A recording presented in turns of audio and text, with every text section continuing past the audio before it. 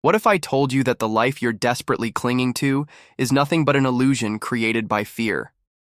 For 35 years, I've been on a journey of self-discovery, pain, and ultimately transformation. Today, I'm going to share with you the hard-earned lessons that have shaken me to my core and reshaped my entire worldview. Let's start with a truth that might make you uncomfortable. Everything you believe could be wrong.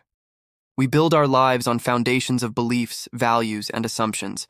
But what if those foundations are nothing more than sand? What if the very things you're fighting for are the chains holding you back? I remember the day I realized this.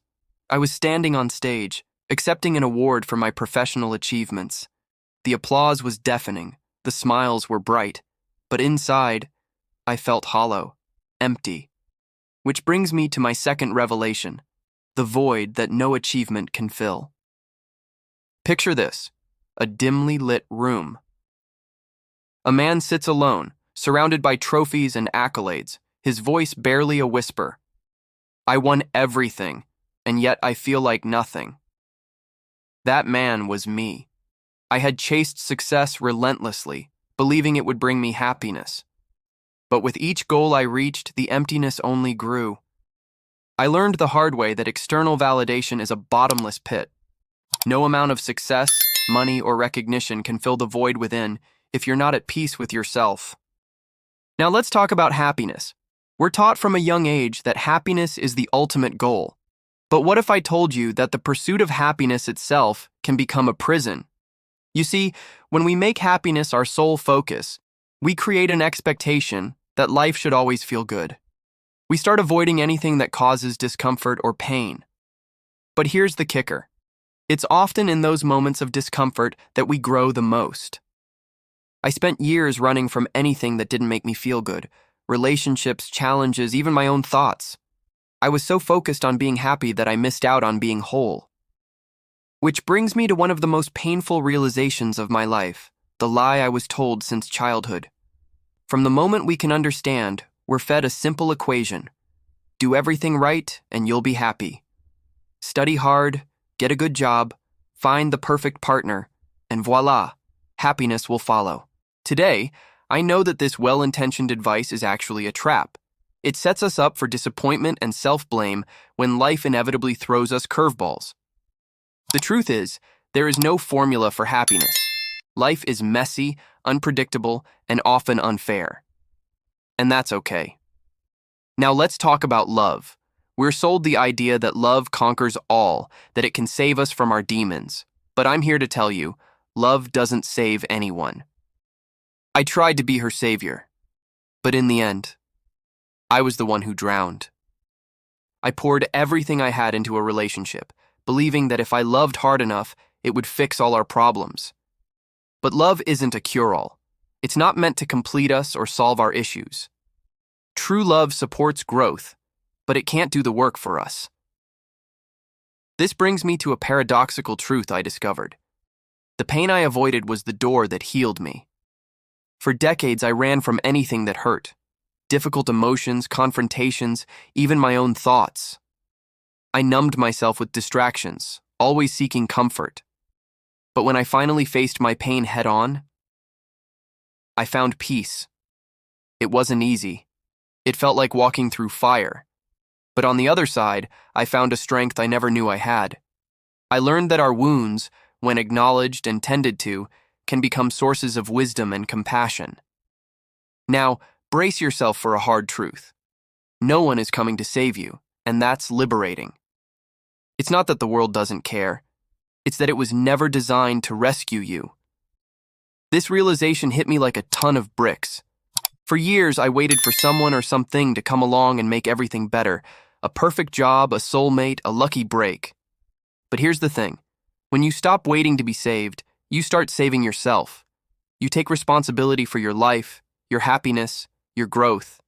It's terrifying at first, but incredibly empowering. This journey led me to another humbling realization. I'm not special, and neither are you. It took me 35 years to accept I wasn't unique, just another soul trying to be seen. In a world that constantly tells us we need to stand out, To be extraordinary, this truth can be painful. But it's also freeing. When you let go of the need to be special, you open yourself up to genuine connection with others. You realize that your shared humanity is far more valuable than any attempt to be unique. There was a day when I died inside, and no one noticed. Scene of laughter at a dinner table. I was sitting at a table with friends, laughing. But inside, I had already given up on myself. We all wear masks, showing the world what we think it wants to see. But sometimes, beneath the smiles and small talk, we're crumbling. This experience taught me the importance of authenticity and reaching out when we're struggling. It also reminded me to look beyond the surface with others, to really see them. But here's the beautiful part. Life truly begins when you stop trying to be someone. For years, I tried to mold myself into what I thought others wanted. I chased ideals and personas that weren't truly me. But the moment I started embracing my authentic self, flaws and all, everything changed. Relationships deepened, creativity flowed, and I found a sense of peace I'd never known before. Reflective pause. Looking back, I realized that many of the things I did out of fear were labeled as courage. I was applauded, praised, but everything I did was because I was terrified. Society often rewards action, regardless of its motivation. I pushed myself to take risks, to speak up, to lead. Not because I felt brave, but because I was afraid of being left behind, of being seen as weak. True courage, I've learned, often looks quieter. It's in vulnerability, in admitting when we're wrong, in choosing kindness when it's hard.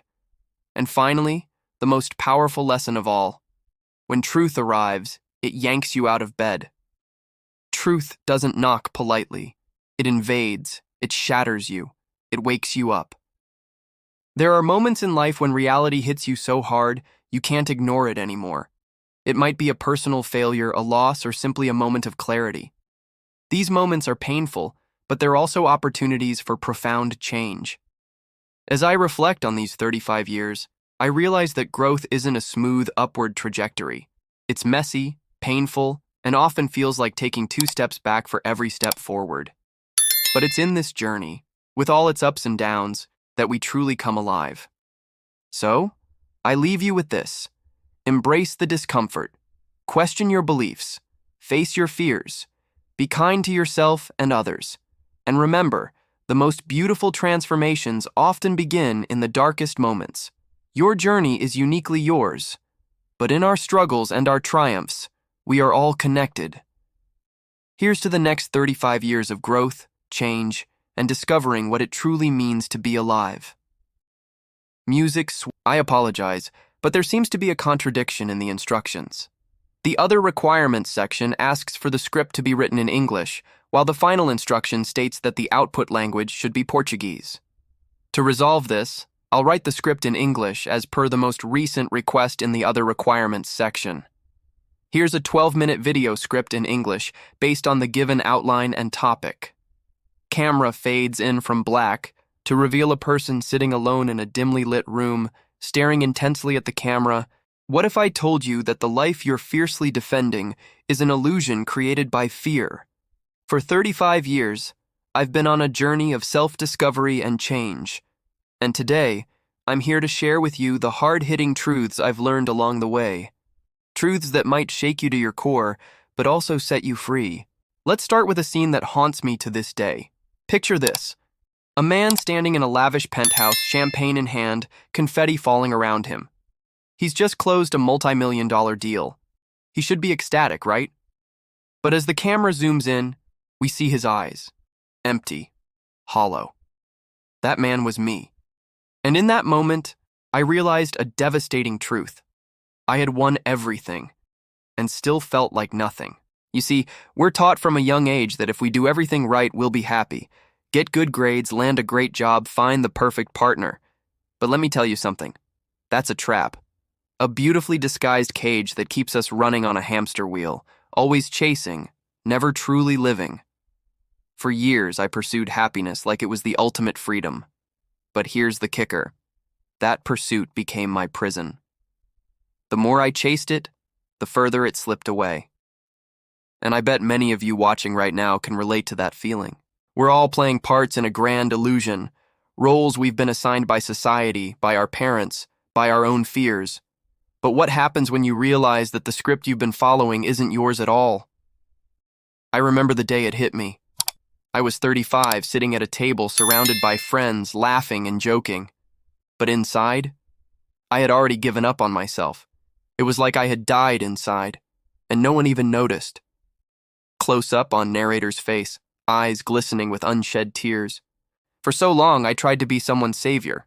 I thought if I could just fix someone else's life, it would give meaning to my own. But in the end, I was the one who drowned. Love, as powerful as it is, can't save us from ourselves. And that's when I stumbled upon a paradoxical truth.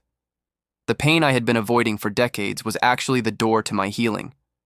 For years, I ran from discomfort, from facing my own shadows. But when I finally turned around and looked them in the eye, that's when I found peace. Now brace yourself for this next revelation because it might sting at first. No one is coming to save you. And that, my friends, is the most liberating thing you'll ever realize. It's not that the world doesn't care.